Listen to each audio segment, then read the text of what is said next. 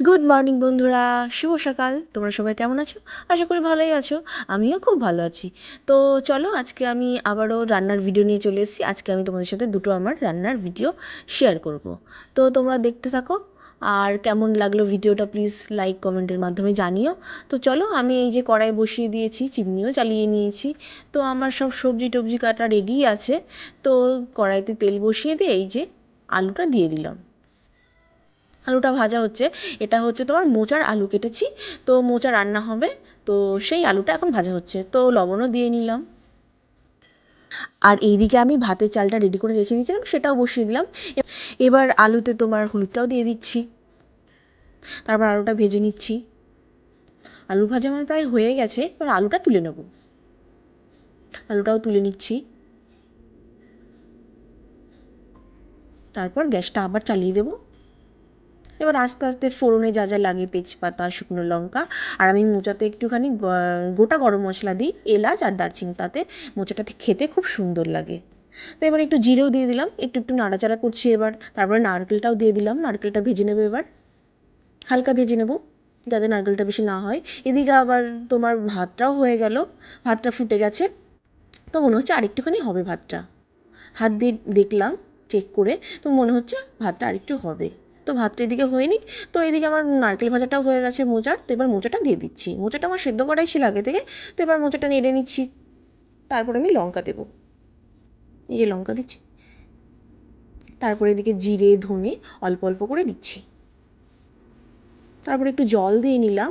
এবার একটুখানি নেড়ে চেড়ে নিচ্ছি। তারপর আরেকটু হলুদ দিলাম, হলুদটা মনে হচ্ছে যেন একটু কম হয়েছে, তো হলুদটা দিলাম। তারপরে এই যে ভেজে রাখা আলুটা, সেটাও আমি দিয়ে দিচ্ছি।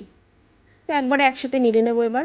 তারপর আরেকটু লবণ দিলাম, তারপর আরেকটু জল দিলাম, এবার ঢেকে দিলাম। আর এদিকে আমার প্রায় ভাতটা হয়ে গেছে। এবার ভাতটা আমি নামিয়ে দেবো। তো গ্যাসটা বন্ধ করে দিয়ে একটা গামলা নিলাম ঝুড়ি থেকে। তো সেই গামলার উপর ফ্যানটা ঝরিয়ে নেব। আগের দিন ফ্যান ঝরাতে যে হাতে ফ্যান পড়েছিল, তো তার জন্য আজকে গামলাই নিলাম। গামলাতে ফ্যানটা ঝরিয়ে নেব। আর একটু মোচাতে চিনি দিচ্ছি। এদিকে আমার মোচাটাও প্রায় হয়ে গেছে মনে হচ্ছে।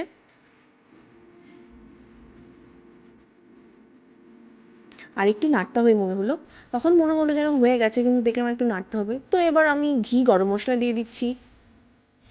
এবার গ্যাসটা বন্ধ করে দিলাম। মোচাটা হয়ে গেছে আমার, এই যে নামিয়ে নিচ্ছি। দেখো তো দেখতে কেমন হয়েছে মোচাটা। আমার মোচা রান্না রেডি।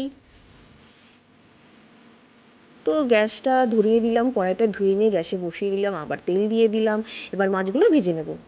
আজকে হচ্ছে কি একটা সরপুঁটি না কি একটা বলে, এই পুঁটি এটাকে, এই মাছটাকে আমি ঠিক জানি না। তো যাই হোক, এইবার এই মাছগুলো ভেজে নিচ্ছি। তো মাছগুলো আমার ভাজা হয়ে গেছে, সেগুলো তেল থেকে তুলে নিচ্ছি। এরপর আমি মাছ রান্নার জন্য যা যা ফোড়নে লাগে সেগুলো আবারই দিয়ে দিচ্ছি, যেমন তেজপাতা, জিরে, শুকনো লঙ্কা, এগুলো সবই লাগে। তো এগুলো দিয়ে দিচ্ছি। তারপরে ফোড়নটা দেওয়ার পরে আমি আলুগুলো দিয়ে দিচ্ছি। আলুগুলো একটু ভেজে নিলাম লবণ হলুদ দিয়ে। তো আলুগুলো দেখো ভাজছি আমি। এরপর পেঁয়াজ দিয়ে দিচ্ছি। হালকা একটু পেঁয়াজ দিয়ে নাড়াচাড়া করে এবার আদা বাটাটা দিয়ে দিলাম, লঙ্কা বাটাটা দিয়ে দিলাম। এবার মশলাটা একটু কষিয়ে নেবো ভালো করে। না কষালে কাঁচা গন্ধ থাকে তোমার মশলার আর কি। একটু জল দিয়ে দিলাম, তারপরে লবণ হলুদ যা যা দেয় আর কি, জিরে একটু দিলাম। তো আবার একটু জল দিয়ে মশলাটা কষিয়ে নেবো ভালো করে। তো মশলাটা দেখো কষাতে দিলাম, একটু ঢাকনাটা ঢেকে দিলাম। এরপর আমি যেগুলো আমার মশলা লাগবে না আর, সেগুলো আমি তুলে দিচ্ছি। তেলটাও তুলে দিলাম। এবার ফ্রিজে আদা বাটা লঙ্কা বাটাটা তুলে দিলাম। আদা বাটা লঙ্কা বাটা আমরা বেশি করেই বেটে রেখে দিই, যাতে আর পরের দিন বাটতে না হয়। তারপরে বাটনা ফুরিয়ে গেলে আবার সেটা বেটে নিই। এই যে দেখো সর্ষে পোস্ত বাটা, সেটাও দিয়ে দিলাম। এবার হালকা একটুখানি কষিয়ে নেব জল দিয়ে, একটু লবণ দিলাম। এবার একটু ঢেকে দিলাম। দেখো ঝোলটা কি সুন্দর ফুটছে না। এবার ঢাকনাটা তুলে দিলাম। দেখো কালারটা খুব সুন্দর এসছে না। তো একটু নেড়ে চেড়ে দিলাম। এবার মাছগুলো দিয়ে দেবো।